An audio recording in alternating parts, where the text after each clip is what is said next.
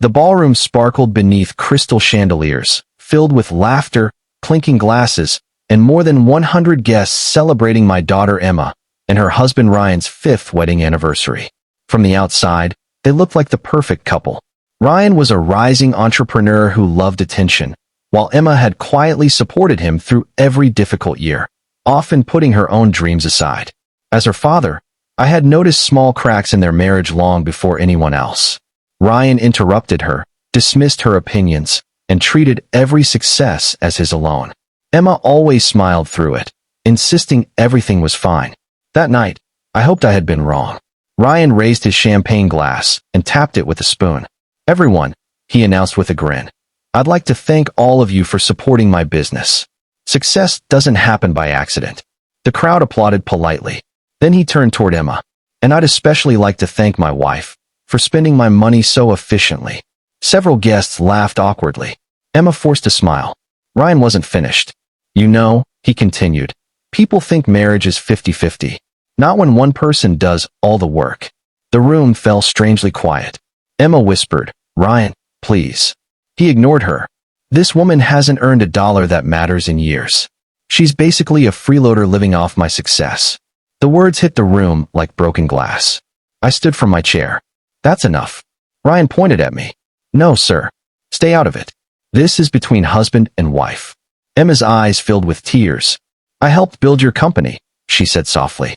"I worked without a paycheck for 2 years." Ryan laughed loudly. "You answered emails. Congratulations." She finally answered with unexpected strength. "I also wrote the business plan investors signed." A murmur spread across the ballroom. Ryan's smile disappeared. Without warning, he stepped forward and slapped her across the face. The sound echoed through the silent room. Emma stumbled backward, holding her cheek. For one terrifying second, nobody moved. Then I rushed toward my daughter. "Emma," Ryan shouted, "maybe now you'll remember who pays the bills." Several guests pulled out their phones. One woman gasped. Another whispered, "Did he really just do that?" Before anyone could react further, the ballroom doors swung open.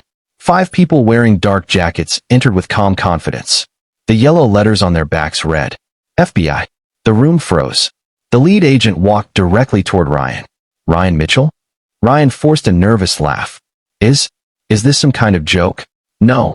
The agent displayed official identification. "We have a federal warrant for your arrest." Confused voices erupted across the ballroom. Ryan looked around desperately. There must be some mistake. The agent remained expressionless. "We've been investigating your company for 18 months regarding securities fraud, wire fraud, tax evasion, and money laundering." Every color vanished from Ryan's face. He looked toward Emma. "You knew?" She slowly shook her head. "I knew something wasn't right," she answered quietly. "I never knew how far you'd gone." The lead investigator continued. "We also obtained video evidence of the assault that occurred less than 60 seconds ago." Nearly every guest was still holding up a phone. Ryan realized there were over 100 witnesses. He looked at me. "Tell them she's lying. Tell them this family needs me." I stepped beside my daughter. "No." His expensive confidence disappeared instantly. "I built everything," he shouted. The FBI agent corrected him. "Actually, financial records show your wife authored the original business proposal, negotiated the first supplier contracts, and legally owns 35% of the company." Ryan stared at Emma. "What?" She reached into her purse and calmly removed a folder. "I never threw away the original partnership agreement." She handed it to the agents.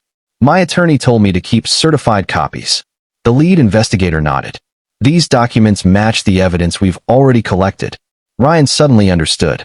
The empire he claimed was entirely his had been built beside the very woman he publicly humiliated. The handcuffs clicked around his wrists. He lowered his voice. "Emma, please." She looked directly into his eyes. "For years, you convinced me I was worthless." A tear rolled down her cheek. "Tonight, you finally showed everyone who you really are." The guests stood in complete silence as agents escorted Ryan toward the exit. No one applauded. No one defended him. Even his closest business partners quietly stepped away. Outside, flashing lights reflected across the ballroom windows. Emma leaned against me and took a deep breath. I kept wondering if maybe I deserved the way he treated me. "You never did," I answered. She smiled for the first time that evening. "It feels like I can finally breathe." As the FBI vehicles drove away, the celebration everyone expected had ended. But something far more important had begun. My daughter had lost a husband who mistook cruelty for strength. She had gained the freedom to remember her own worth.